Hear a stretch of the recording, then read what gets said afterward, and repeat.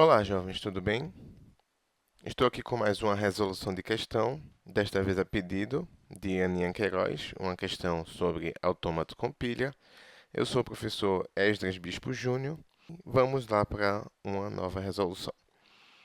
Bom, a questão diz o seguinte: dê o diagrama de estados para o autômato com pilha G, de forma que a linguagem desse autômato com pilha seja A elevado a M, B elevado a N e C elevado a 2m mais 1, de forma que m e n seja maior ou igual a 1.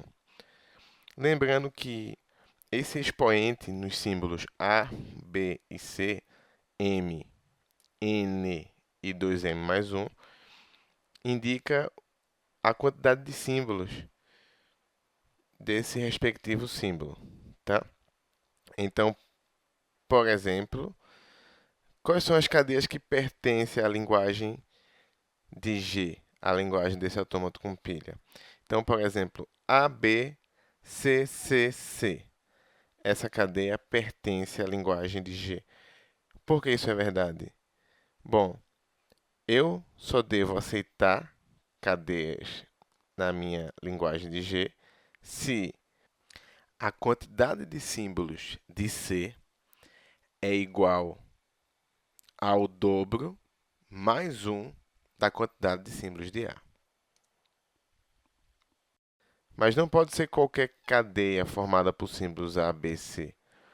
Tem que ser cadeias que tenha uma certa quantidade de A's, mais uma certa quantidade de B's, mais uma certa quantidade de C's, nessa ordem.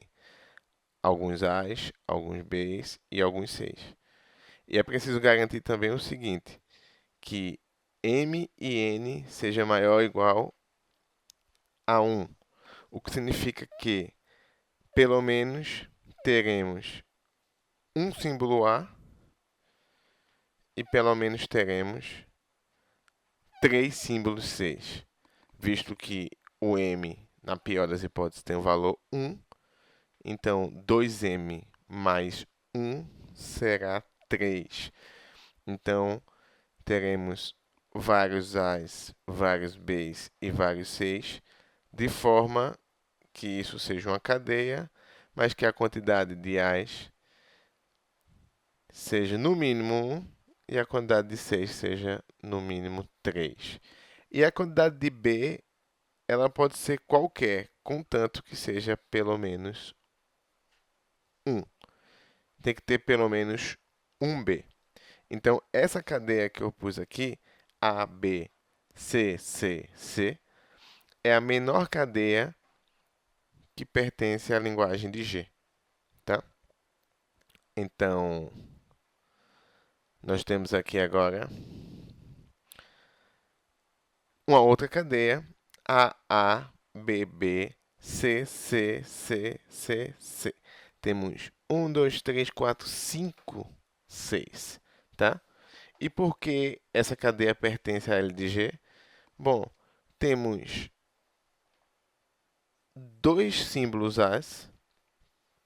Esses dois símbolos As já diz que M é maior ou igual a 1, porque é 2.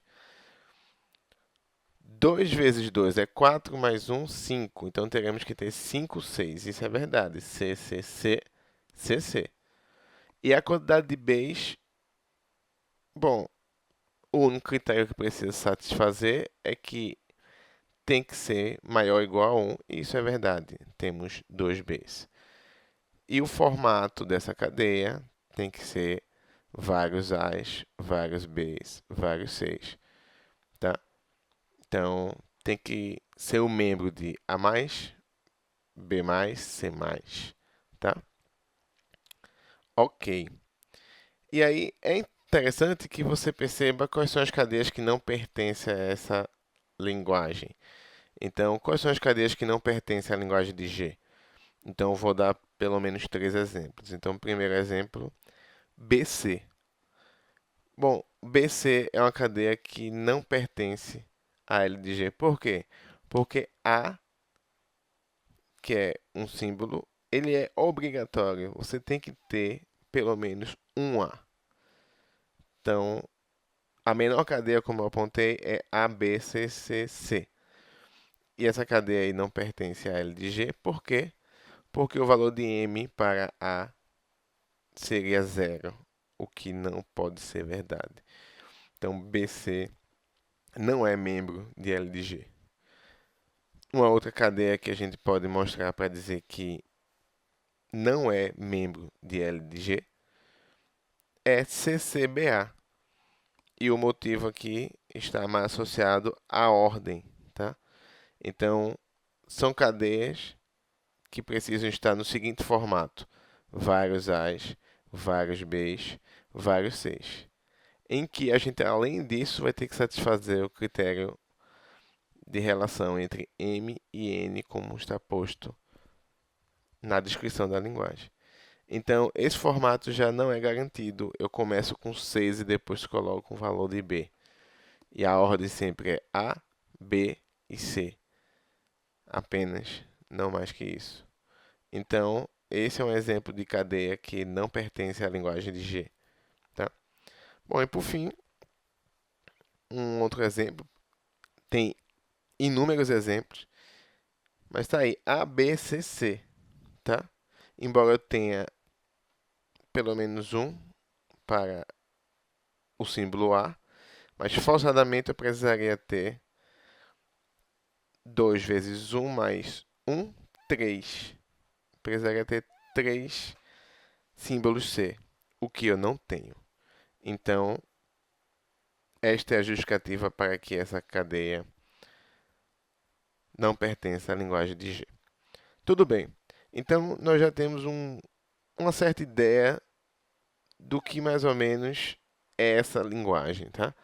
O que eu vou apresentar para vocês agora é uma estratégia de resolução, uma estratégia para a gente criar esse autômato com pilha. Então, a gente vai construir o diagrama de estados a partir de uma estratégia. Essa estratégia é como a gente vai utilizar da pilha para poder reconhecer essa linguagem.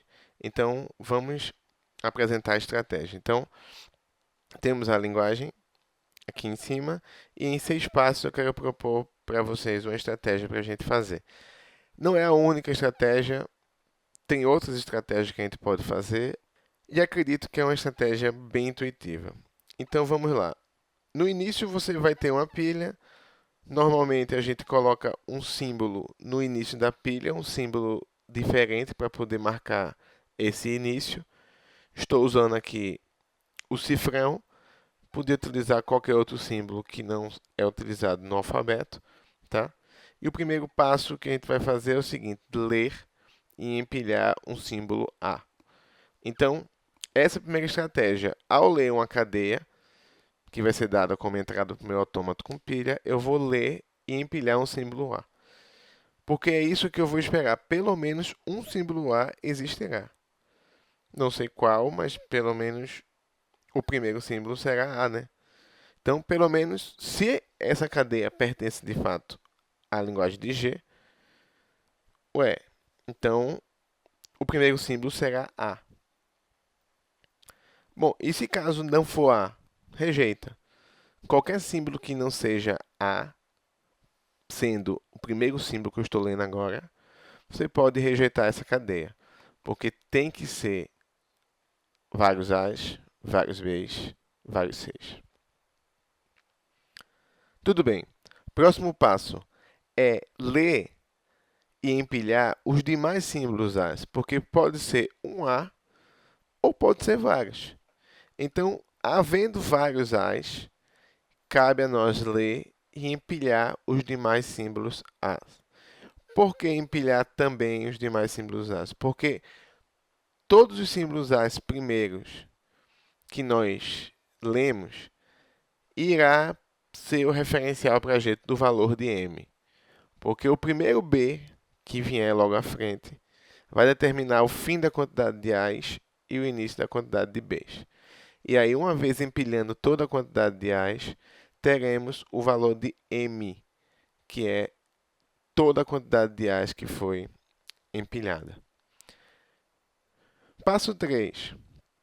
Ler um símbolo B. Pode ver que eu não estou empilhando nada. O B, ele tem N símbolos B. O único critério que eu preciso ter e garantir é que eu preciso ler um símbolo B ao menos. Pelo menos um símbolo B precisa ter. Então, li um símbolo B, mas não empilhei. Não há necessidade de guardar a quantidade de Bs na memória. Garanta apenas que leu um único, ou pelo menos um símbolo B. O próximo passo é ler os demais símbolos Bs, porque B pode ter um valor ou mais. O único critério para o valor de n é que ele seja maior ou igual a 1. Então, lê os demais símbolos Bs. Passo 5. Uma vez que eu terminei de ler todos os símbolos Bs, e novamente lembrando, tá? E se não for B? E se não for C, agora que está vindo, tá? Ué, por exemplo, se vier um símbolo A, o que é que faz? Ué, acabei de ler vários A's, vários B's. Se vier um novo A, rejeita. Rejeita porque já quebrou o formato clássico de vários A's, vários B's, vários C's, que são os formatos de cadeias que a linguagem de G aceita. Além das restrições que a própria linguagem de G exige com a quantidade de símbolos, tanto de A quanto de C. Então, uma vez que eu garanti que li vários A's, li vários B's e empilhei todos os A's, e agora já li todos os símbolos B's, vou ler um símbolo C, porque novamente pelo menos um símbolo C aí tem que existir, pelo menos um tem que existir. O segundo critério agora é o quê? Uma vez que eu li um símbolo C, a cada leitura de dois símbolos Cs, eu quero desempilhar um símbolo A. Por quê? Porque a quantidade de Cs é o dobro da quantidade de As mais um. Só que o passo 5 já resolveu esse mais um, tá? Então o passo 6 tem que resolver esse 2M. Esse 2M vai ser resolvido como? A cada leitura de dois símbolos Cs, eu desempilho um símbolo A. Então eu garanto que a quantidade de Cs é 2M mais 1. Isso é garantido pelos passos 5 e 6. Se eu conseguir fazer um autômato com pilha que executa a estratégia de resolução da 1 até 6, bom, eu posso garantir a você que essa cadeia pertence à linguagem ou não pertence à linguagem se algum desses casos falhar. Bom, essa é a estratégia de resolução. Vamos mostrar o autômato com pilha agora resolvido. Então, vamos lá. Então, está aqui. Temos o diagrama de estados e vamos começar com o estado inicial. O estado inicial que é 0. Tá? E aí, o primeiro passo que a gente faz comumente em um autômato com pilha é a gente colocar esse símbolo de piso, o símbolo de piso da sua pilha. Então, a gente vai colocar aqui o cifrão, tá? Então, lendo epsilon e desempilhando epsilon, isso é, mesmo sem ler ou desempilhar nenhum símbolo, garanta que vai ser empilhado o cifrão, tá? Isso é importante. Então, é o primeiro passo que eu faço no meu autômato com pilha. Segundo passo. Bom, o segundo passo é garantir o quê? Garantir que, ao menos, um símbolo A será lido, tá? Então, eu leio um símbolo A, tá? Não desempilho de ninguém e empilho um símbolo A, tá? Estou garantindo o empilhamento do símbolo A. E, novamente, se em Q1, cheguei em Q1 e li B e li o símbolo C, ele vai rejeitar, tá? Esses estados estão omissos, né, do diagrama, mas eles existem, tá? São, às vezes, chamados de estados de calabouço ou estados de fuga. Bom, ele caminhará para um estado que forçadamente rejeitará a cadeia que você está lendo nesse momento. Então, esse aqui é o passo 1, né, eu coloquei aqui, empilhei o símbolo A. E o passo 2 da nossa estratégia era o quê? Era empilhar todos os demais símbolos A. Então, uma vez que eu garanti que pelo menos um símbolo A foi empilhado, então, enquanto tiver símbolo A, empilhe, tá? Então, o que é que diz aqui nesse laço aqui de transição Q2, Q2? Então, leia o símbolo A, não desempilhe ninguém e empilhe esse símbolo, tá? É isso que está sendo dito. Depois de eu ler todos os símbolos A, o que é que eu faço? Bom, aí eu posso ler um primeiro símbolo B, tá? Então tá aqui, virar um primeiro símbolo B. Pelo menos um tem que existir, né? Porque o valor de n é maior ou igual a 1. Então eu leio B, não desempilho ninguém e nem empilho, porque eu só quero guardar nesse momento a quantidade de símbolos A. Então eu estou preocupado com o número M. É por isso que eu guardo todos os símbolos A, porque depois eu quero desempilhá-los em parelha com os símbolos C. Então, fiz o passo 3 aqui, que é ler o símbolo B, primeiro símbolo B que vai vir, e também devo ler todos os demais B, aí sem empilhar ninguém, tá? Não estou empilhando ninguém, não estou preocupado com a quantidade de Bs. Aqui, por exemplo, veja, por exemplo, Q2. Se eu ler o símbolo C, o que vai acontecer? Ele vai rejeitar, tá? O próprio atômico com pilha rejeita essa sequência de símbolos. Se eu estiver em Q3 e ler, por exemplo, o símbolo A, também vai rejeitar, tá? Porque eu já lidei com todos os símbolos A que eu esperaria, também já lidei com todos os símbolos B que eu esperaria. Agora, nós esperamos que o autômato com pilha lide com os símbolos C. Então, tem que ter pelo menos um símbolo C, tá? E eu, nesse caso, eu não desempilho e vou começar a desempilhar agora. Bom, por que eu não desempilho essa transição de Q3 para Q4? Porque o expoente ali no símbolo C, né, 2m mais 1, tá? Ele garante que a quantidade de símbolos de C no final da cadeia seja 2m mais 1. Bom, esse 1 a mais aí está sendo tratado nesse passo Q3 para Q4, tá? E como é que eu vou tratar 2m, o dobro da quantidade de A's? É aquilo que eu coloquei no último passo da estratégia. É que a cada duas leituras de C, eu desempilho um símbolo de A. Bom, e como é que eu faço isso? Bom, simplesmente eu faço da seguinte forma. Então, eu leio um símbolo de C, tá? Não desempilho, não empilho também. E aí, na segunda leitura do símbolo de C, eu aí sim desempilho um símbolo de A. Perceba que essas idas Q4, Q5 pode acontecer várias vezes, depende da quantidade de 6 que existir e depender se existe ainda símbolos A's para serem desempilhados. Então, eu só vou conseguir fazer essas idas e vindas várias vezes entre Q4 e Q5 se houver uma quantidade de 6 para ser lidas em relação à quantidade de A que tiver empilhada.